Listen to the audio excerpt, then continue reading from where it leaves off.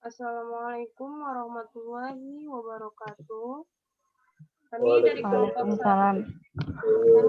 kelompok 1 ingin mempresentasikan tentang menganalisis berbagai kebutuhan peserta didik untuk perencanaan pembuatan program bimbingan dan konseling, yang mana anggotanya terdiri dari saya, Amelia Dila Sylvia, teman saya Bahagia Rambe, Suryati Aulia Sibuan, dan Pesta Manalu.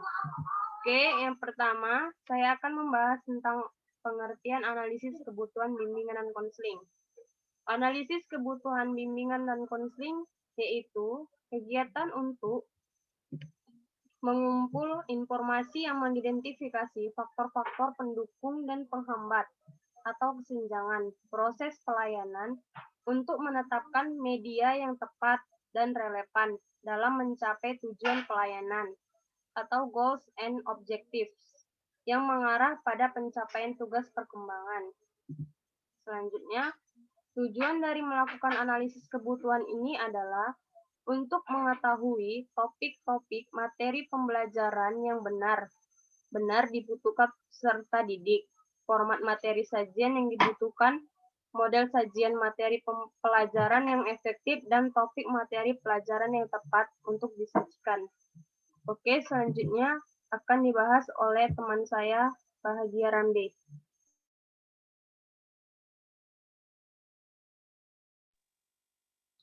Menurut Suharsimi, Arikunto mengemukakan yang menjadi pertimbangan dan kajian dalam analisis kebutuhan adalah yang pertama, kurikulum yang meliputi pemilihan topik dan penjabaran materi, lalu silabus yang meliputi kesulitan materi, pentingnya materi, dan adanya minat khusus.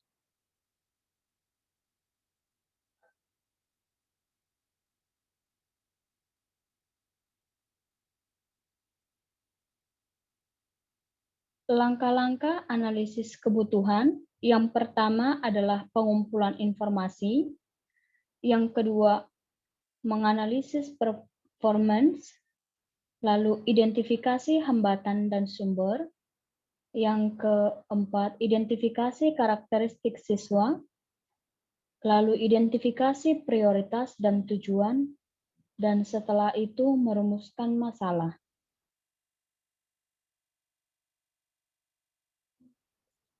Pelaksanaan analisis kebutuhan.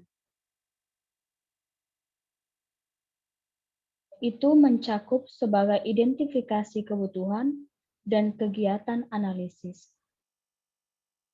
Terima kasih. Akan dilanjutkan oleh teman saya, Putra Rambe.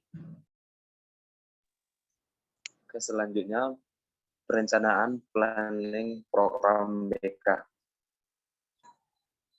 Asesmen atau analisa atau need assessment analysis terhadap kebutuhan siswa menjadi hal pertama dan mendasari perencanaan program BK. Yang kedua, asesmen atau analisa kebutuhan diperlukan, baik untuk perencanaan program jangka panjang, program jangka pendek, maupun program khusus, yang kemudian menjadi dasar dan mempengaruhi bagaimana program-program tersebut dirancang dan dikembangkan. Seterusnya, pelaksanaan asesmen kebutuhan atau POP BK yang disebut 2016 menyebutkan langkah-langkah asesmen tersebut terbagi menjadi beberapa bagian, yaitu yang pertama mengidentifikasi data yang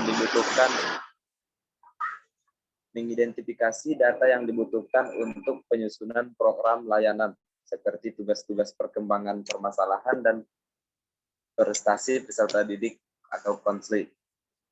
Yang kedua, memilih instrumen yang tepat untuk mengumpulkan data, termasuk instrumen dengan pendekatan masalah AUM atau AUM PTSDL, kemudian DCM. Instrumen dengan pendekatan SKKPD atau ITP, atau instrumen dengan pendekatan tujuan 4 bidang layanan, yaitu pribadi, sosial, belajar, karir. Dengan melalui angket, pedoman observasi, wawancara, atau sosiometri.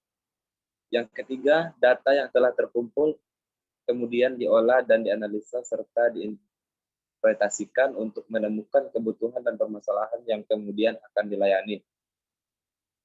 Selanjutnya, kerangka need analisis serupa dikembangkan oleh Brown dan Krusty 2005.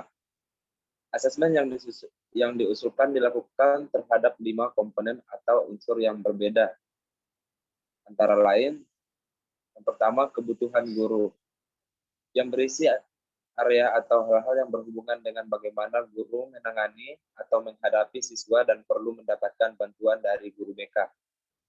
Yang kedua, topik atau diskusi BK yang lalu. Hal ini yang pernah diselenggarakan sebelumnya dan diperencanakan untuk program selanjutnya dan dinilai kebutuhannya oleh guru yang lain. Oke, selanjutnya akan dibahas oleh teman saya. Baiklah, terima kasih kepada Saudara Putra. Selanjutnya saya akan menjelaskan materi yang telah disampaikan Saudara Putra. Yang ketiga, kebutuhan siswa, versi siswa yang berisi topik-topik atau permasalahan yang dibutuhkan atau sedang dialami oleh para siswa. Yang keempat, kebutuhan siswa atau versi guru berisi kebutuhan-kebutuhan siswa menurut persepsi guru dan dinilai prioritas kebutuhan pemberian layanannya. Dan yang kelima, kebutuhan konseling yang dianggap perlu dan mendesak atau berdasarkan besarnya jumlah siswa dari pandangan sekolah lain yang di sekitarnya. Brown dan Krusty juga menambahkan beberapa pertimbangan dalam perencanaan program BK, yakni di antara lain yang pertama, ketersediaan dukungan administratif karena program BK nantinya juga melibatkan unsur-unsur administratif sekolah. Yang kedua, pemilihan dan penempatan pemimpin yang mengarahkan langkah dan mengawal proses perencanaan dan desain. Yang ketiga, ketersediaan sumber daya yang mendukung, termasuk secara finansial, manusia atau sumber daya manusia, dan fisik atau sarana prasarana. Yang keempat, pertimbangan kondisi dan masalah yang ada dalam program atau layanan BK yang telah dilaksanakan sebelumnya. Yang kelima, penyusunan jadwal kerja yang jelas untuk optimalisasi pelaksanaan layanan BK. Yang keenam, pengukuran atau pertimbangan dampak positif atau dampak negatif yang potensial muncul nantinya. Dan yang ketujuh, kebutuhan konsultan dari luar sekolah jika diperlukan untuk menyusun rancangan program yang lebih maksimal. Baiklah, itu saja materi yang dapat kami sampaikan. Lebih dan kurangnya mohon maaf. Apabila teman-teman ada yang ingin bertanya, silakan bertanya di e-learning atau di WA Group. Saya akhiri. Wassalamualaikum warahmatullahi wabarakatuh. Waalaikumsalam warahmatullahi wabarakatuh.